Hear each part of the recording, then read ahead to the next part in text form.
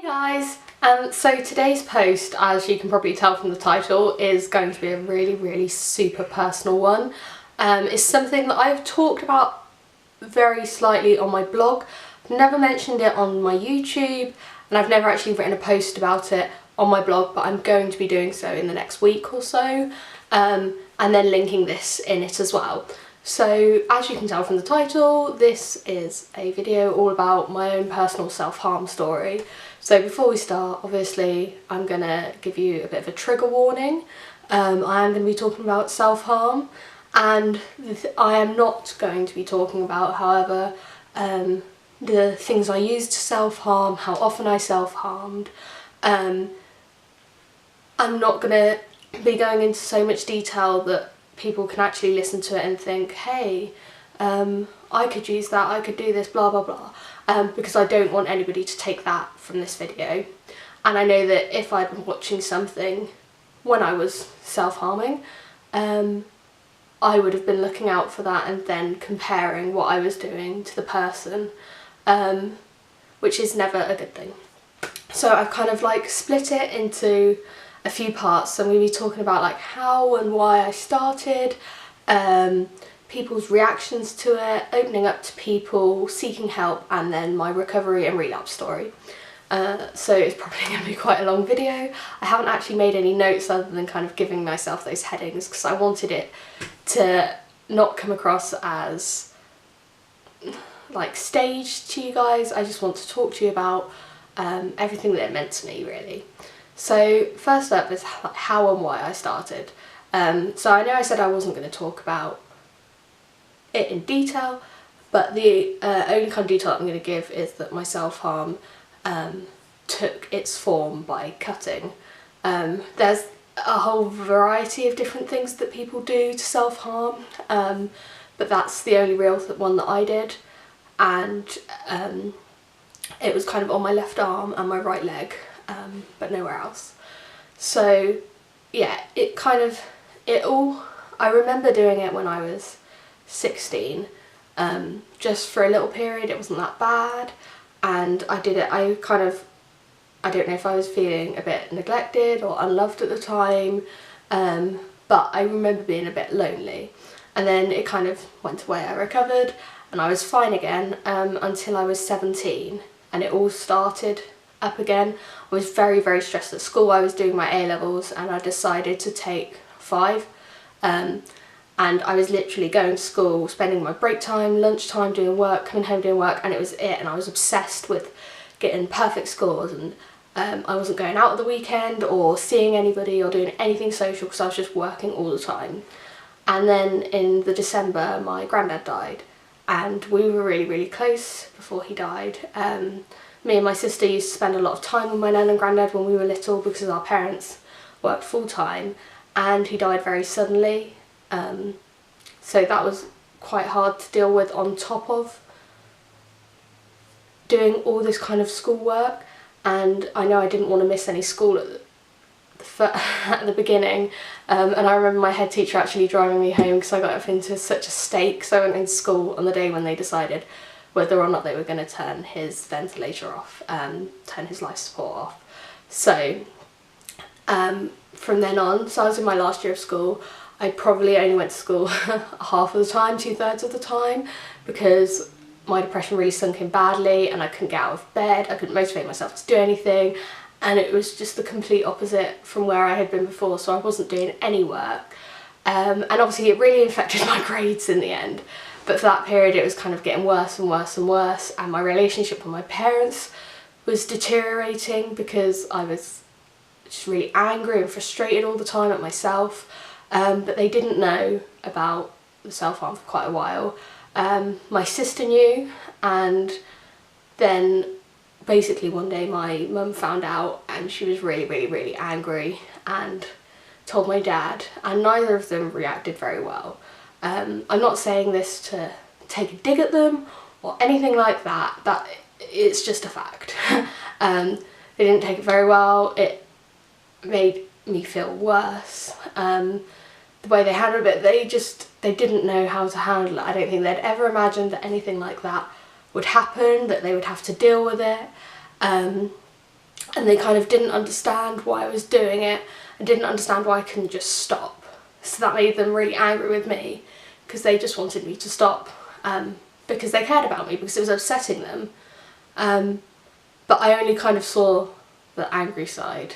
And anyway, I just know that like I just took greater efforts to try and conceal it from them, because it was like an addiction. It was like having, that's the way I describe it to anyone that asks me. It was like being an alcoholic and constantly having a glass of wine in front of you, because your body's there, and I'm not being funny, but you don't have to have, like, self-harming is easy to do if you want to. And so there was a constant temptation to do it all the time, and yeah, I remember like everything kind of coming to a head, and me and my parents really had some major arguments over it. But yeah, again, as I said, I don't blame them at all. I do think about it quite often, and I wish that they could have reacted better, but I know that they didn't know how to react. And I just hope that, like, if any of you guys are parents out there, kind of like to look it up online and seek help for yourself as well as for your child, if they are self-harming, because it's a tough time for everybody. So, and if you can't deal with it, then you can't help them deal with it, and it creates quite a negative atmosphere. So then I went off to uni, and I was really quite relieved that I wouldn't have to conceal what I was doing as much, because there's this whole, most of it, you think about it all the time when you're self-harming, when you're in that state, because you're in pain from it. Every time you move you can feel it, and every time, I don't know, I got into such a state every time I saw a sharp object I was thinking about it, and even if somebody had a cut on the back of their head, a paper cut, I would be thinking about it. It's constant, and there's constant temptation and guilt and like self-hate for doing it, and it really does, like, it completely took over my life. So when I went to uni, I was really happy that I was gonna have a room to myself, because I shared a room with my sister, and I really didn't like the thought of self-harming when she was in the room. Like, late at night was when my thoughts of self-harming were worst, and obviously she was asleep, and I really tried not to do it when she was there, because that's just, I don't know, I know, like, it would have upset her so much. So yeah, I knew, like, I didn't want to do it when she was in the room or anything like that. So I went to uni, and I had this newfound freedom, and it worked both ways. So I felt this massive sense of relief that I wouldn't have to cover up as much. Obviously I was still covering up physically because I didn't want people to see it, and but emotionally I didn't have to do it as much. And then when I was at uni, I opened up within probably the first fortnight to my best friend all the way through uni, and he was really, really good with it. I kind of went over and I was like, I'm in such a state, like, I was in the, like, worst place that I've ever been in my life mentally.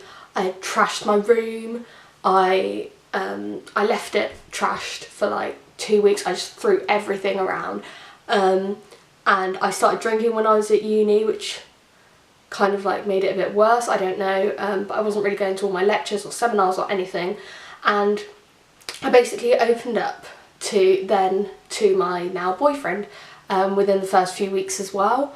So he knew about my self-harming from the offset. It wasn't something that I kept from him.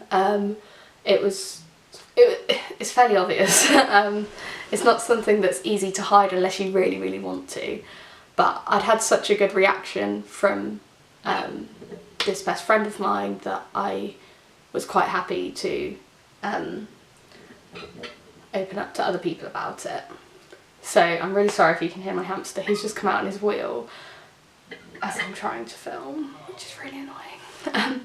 But then I had a really negative reaction. I went into our kitchen one day, and an international student where, like, the culture that he came from was very different to ours, and he kind of I'd forgotten to wear a cardigan, and then he literally grabbed me and, like, forced me into a corner and was shouting in my face, asking me like what had I done to myself, what had my boyfriend done to me, like what the fuck was wrong with me, and it was like a genuinely traumatic moment. And I just didn't know what to do. I just froze. I remember crying for a good couple of weeks afterwards. And I know a lot of the people that did know about it and supported me went and spoke to him and said, like, that is not an okay thing to do. That is ridiculous. And I was really glad for the support that he gave me. So basically, because I'd been receiving all this support, all my really close friends knew about it, and I said, you know, I still had my room to go back to, but they kind of encouraged me to stay with them and stuff like that, and it was really good. And I said, you know, when we move into a house next year, I'm going to have my own room again that's near to them, so I'm just going to lock myself away when I'm feeling sad. And they turned around and said, no, if you're feeling sad, you're going to come over to us and we're going to watch films, eat chocolate, like, do whatever it takes to make you feel better. And I felt like so grateful to have met these people that were so kind. And then I decided to go to the doctors because I hadn't been about it at all, and I was feeling really, really nervous, and I got referred to a crisis team, and then the crisis team said I wasn't bad enough to kind of be dealt with, and they sent me back to the doctors, and I went to the doctors and they said I didn't have any particular plans, as in I hadn't planned a date or the way I was going to do it for killing myself, so they wouldn't help me, which is ridiculous. To be told that, like, when you're struggling that much, to be told that you're not bad enough to deserve treatment, and to be told that actually, like, there's only getting treatment or dying that's an option, it was completely ridiculous, and it put me off going back for a good 2 years. And in the end, I just, like, with all the support of the friends that I made at uni and my boyfriend, I eventually dealt with it. But it was really demoralising for somebody to actually turn around, and like health professionals repeatedly to turn around and say, you're not bad enough for this. And I know that when I was self-harming, Tumblr, which is the most toxic site in the world in my opinion, was somewhere where I could go, and all the time I'd be triggered. There'd be pictures of self-harm and blah blah blah, and in your mind you're always comparing it and thinking, well, I don't cut that much, I don't cut that deeply, it doesn't look like that, blah blah blah, and it's really hard not to do that. So then to have the effect of going to the doctors and being told that I wasn't bad enough, all it made me want to do was make myself, like, self-harm worse, because it clearly wasn't a problem that I had to deal with if nobody wanted to help me deal with it. So in my mind it became something that just happened. It was just not a problem because I clearly wasn't ill enough. I wasn't ill enough to get help or anything like that. Obviously that wasn't true. Any kind of self-harm is terrible, and like, if you are struggling with it, I definitely recommend going to see a doctor, because I know I've had these horrible stories. But since then, when I went back in the end, I went to a new doctor's and I said, I'm really struggling, because I'd gotten to a point where I had recovered mostly, but I was starting to really struggle with it again. It was my final year at uni, and my parents were on the verge of splitting up, and my dad had actually been hospitalised for his mental illness as well, and I was finding everything really tough with the uni work on top of that, keeping up with it, going to seminars, etc, etc. So I went back and said, I really need help, I'm going to start self-harming again. I know it, I can feel it, I can feel the feelings that I used to have all over again. And I went back and they basically put me on a CBT course, and they put me on antidepressants, which are mostly to deal with anxiety, because I was having panic attacks, and it was like the feelings of anxiousness, and like I would work myself up into a state at which I self-harmed. So they really helped. The CBT in themselves weren't useful, like the sessions I didn't find very useful, but the lessons I learnt from the sessions were. So And then I also bought myself 2 hamsters because I was feeling, it sounds like I would never recommend buying a pet on a whim, but it wasn't a whim. I found myself not being able to get out of bed and I just didn't want to wake up. Honestly, I'd just gotten back into the state where I just didn't want to be alive anymore. And as horrible as that sounds, it was true. So I got them so that I would have to get up in the morning, I would have to go and check on them, I would have to feed them and give them water, and if I just gave up, then what would happen to them? And it was honestly so helpful. And then like taking them out when I was sad to stroke them. Actually, seeing as he's out, I'll take one out to show you now. So this is little Jeff. They're both Russian dwarf hamsters. Obviously you can see he's quite small. He's almost 2 now, so he's completely fully grown. But I basically got 2 of these little guys, and to kind of help me along. He's so cute. But they, yeah, that's part of what I did to help me recover, which sounds like, I'm not saying you need to get a pet to recover from self-harm. I'm not saying that at all. But he just helped. I'm not saying it was easy. I'm not saying I went out and I bought a pet and I stopped self-harming. Because that was a good 1.5 years after I was kind of at my worst. In fact, it was more like 2 years.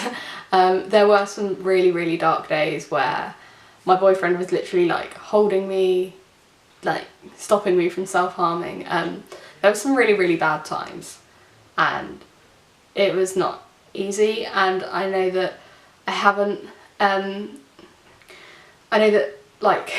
haven't relapsed very often since I kind of mostly stopped.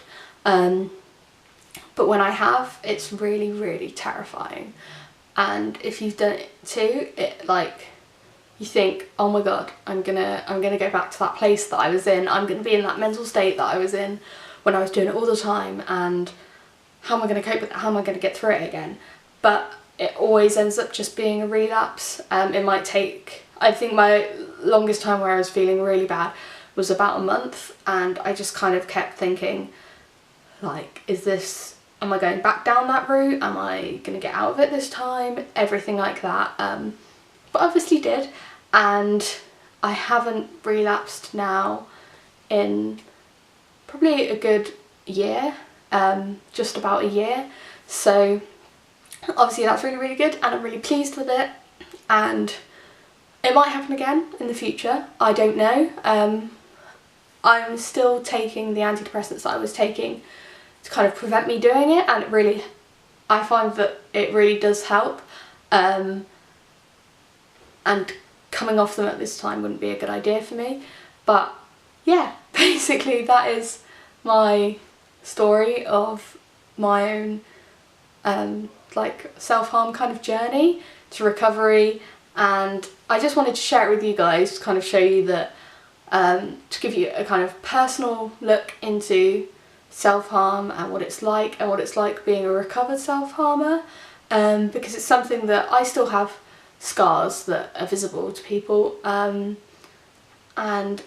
especially in the summer if I'm wearing vest tops, etc, etc, people can see them, and I do sometimes catch people staring, or people ask questions about it, and it throws me, and I hate talking about it, which is one of the reasons why I've done this video, because I never ever talk about it. I don't even talk about it to my boyfriend, who was there all the time. I just hate it. Talking about it does tend to trigger me. I hate watching films still where they don't have any trigger warning and all of a sudden, like, bam, you're presented with it. Anything like that, I absolutely hate. But, you know, I'm feeling fine. I'm not saying that, like, I'm gonna go away and be so upset and triggered from this video, because it's not talking to someone about it where they're asking me questions, it's just telling you guys my own kind of personal story to do with self-harm, and I hope that it was helpful. I hope you enjoyed the video, I hope you found it useful in some way. It's been really useful for me to actually sit here and talk about and tell my whole story in one go, because it doesn't happen very often. I kind of skip over bits when I'm talking to people, and it's a bit of an awkward subject. It's still very much a taboo subject to talk to people about. So I'm going to be leaving lots of links to people that can help you if you are struggling from self-harm in my Dropbox. I know that the Samaritans, I have a lot of friends that have dealt with them and they are very, very good, so I'm definitely going to be leaving you a link to them, but a few other numbers that you can call just to kind of give you a bit of guidance, and they will sit and they will talk through any real kind of like crisis times that you have where you want to relapse or you want to self-harm again, or even if you just want to stop and you want to know how to. There's tons and tons of tips out there on how to help you stop, how to kind of like things that you can do instead of self-harming that help relieve the feelings that you've got. I didn't really find any of them very useful, which is why I haven't spoken about them in here, because I find what's more useful is rather than one individual thing, I have a self-care routine now. So once a week I will do a face mask, I will have a bath, I will take an evening out to do some colouring, I will take an evening out to do some of a puzzle that I'm doing, like everything that makes me feel good. I've got myself into a routine where I read before bed every night that I stopped doing for quite a while, so that instead of going to like sleep was the hardest part for me, so everything that I do in the evening to prepare myself for bed is very, very important. So yeah, let me know what you thought, if there's anything that you want me to talk about in more detail or go over again in another video. Please, please, please let me know, and give it a thumbs up if you enjoyed it, and subscribe if you want to see more. So thank you so much for watching. I will see you guys soon. Bye!